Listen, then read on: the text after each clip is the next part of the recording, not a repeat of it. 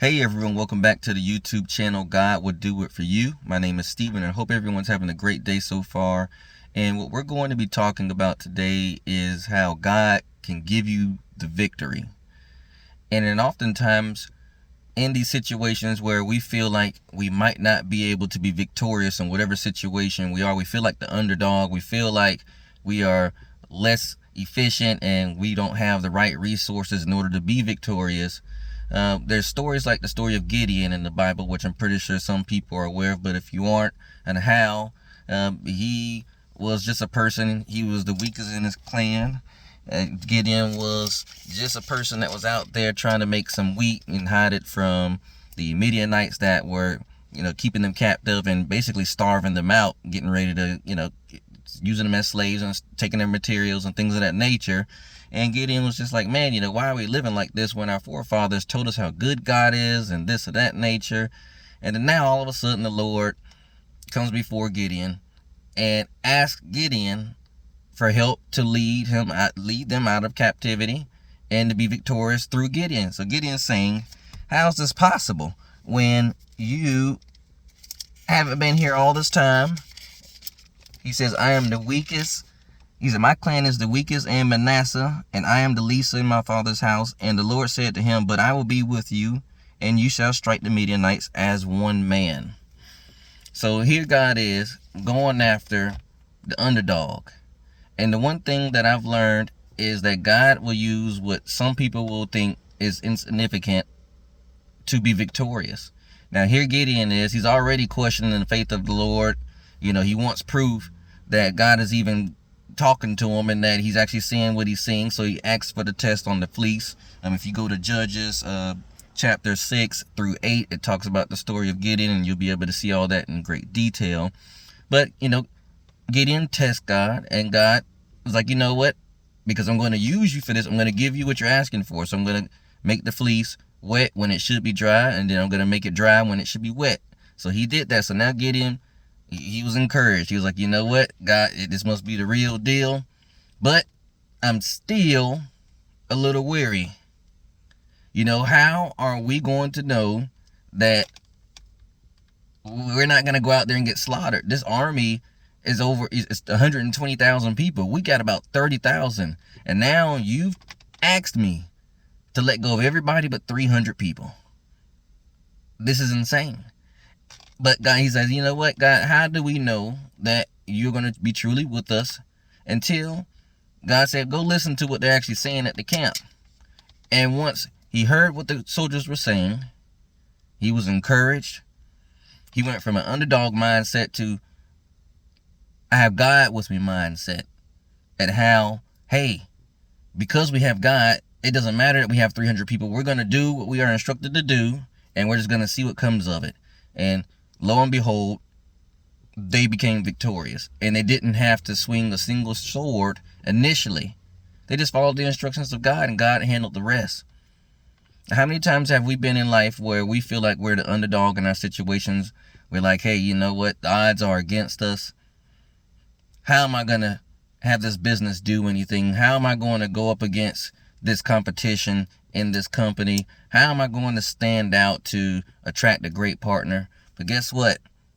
God knows how to highlight things in a certain way. He knows how to create circumstances that will give us the victory, and it won't be a part of what we thought would be done in order to be victorious. You think Gideon was thinking that I'm going to be victorious over the Midianites with 300 people? He was probably thinking we're going to get a big army. Something's got to be done because they are going to slaughter us.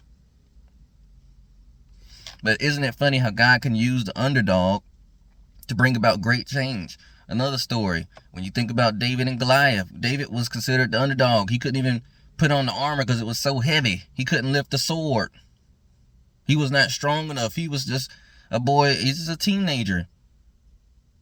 But how God used David's courage and his faith in who God was, and how he's been tested and tried, and how he was prepared for such a time. And that's what God does with us as well. Even though we may feel like we're the underdog and the opposition is that much greater, believe it or not, what we go through in our daily lives is exactly what's going to prepare us for that Goliath moment. That's exactly what's going to prepare us to say, hey, you know what? When this thing happened, I'm like, oh, well, I could do this. This isn't anything I haven't been through. And that's when God's like, bingo, you wonder why you've had to deal with the same things you've had to deal with in life for a period of time. Or you wonder why life just got to the point where it felt hectic, but now you're able to handle it and it just seems mundane now. It's because I prepared you. Because now what's coming ahead is going to require a big and more committed level of focus. And you're going to be prepared for it. You're going to be confident that you can actually do it. Because think, if David did not have the confidence that he was going to be victorious, and he didn't have the faith and believing that God was with him, maybe, just maybe, that first pebble he launched might not have knocked Goliath out. But because he believed, he didn't care that he was the underdog, and that he was looked at as insignificant, and that people were already just looking at him like, you are a fool, this is silly. Pretty sure that's how Gideon felt. But guess what? God loves to allow us to experience him through our obedience. And that's when people have that jaw-dropping moment and say, holy crap.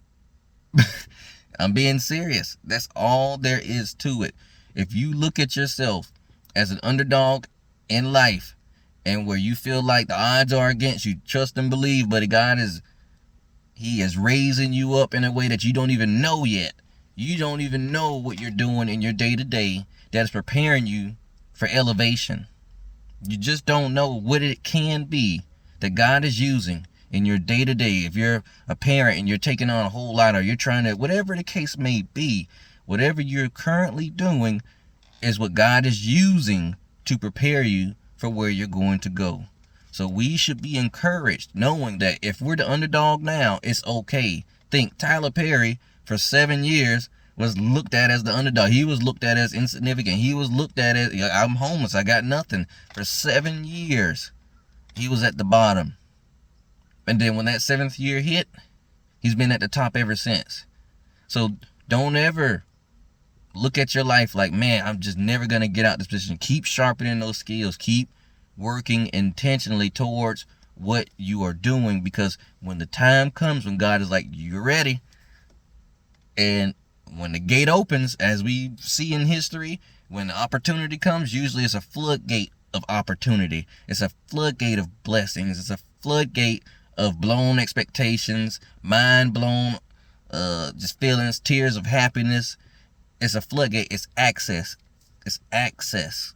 God's like, I'm going to allow you the access to be able to experience this level in your human experience while you have time here. But in order to get there, and that you won't lose your mind and get caught up on drugs or bad gambling or the wrong people or all this and that, being able to be manipulated in your mind, I have to prepare you.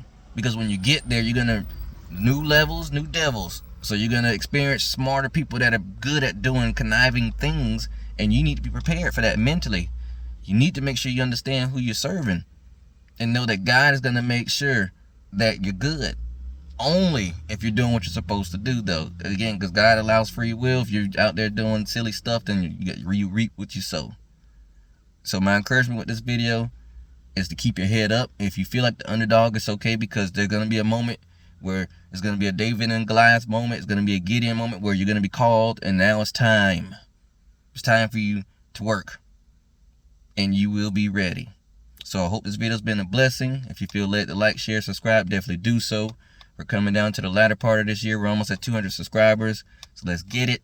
I appreciate you all for taking the time to watch. And until next time.